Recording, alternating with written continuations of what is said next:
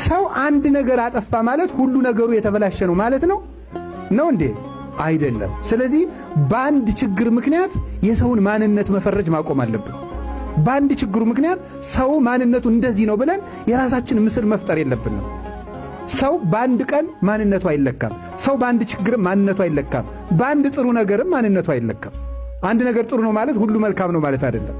ይሄ ነው አጠቃላይ። እንደው እኮ ነውር ነው፣ የተከለከለ ነው። የሆነ ሰው ሌባ ነው እኩል ይሆናል ሰው ሁሉ ሌባ ነው። ቀዩ በሬ ይዋጋል እኩል ይሆናል በሬ ሁሉ ይዋጋል። ነውር ነው።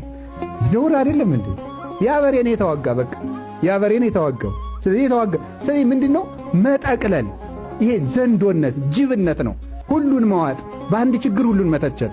ልክ ስለዚህ የእግዚአብሔር ቤተሰቦች ለይተን አጥርተን የምናርም እንድንኖር እግዚአብሔር አይን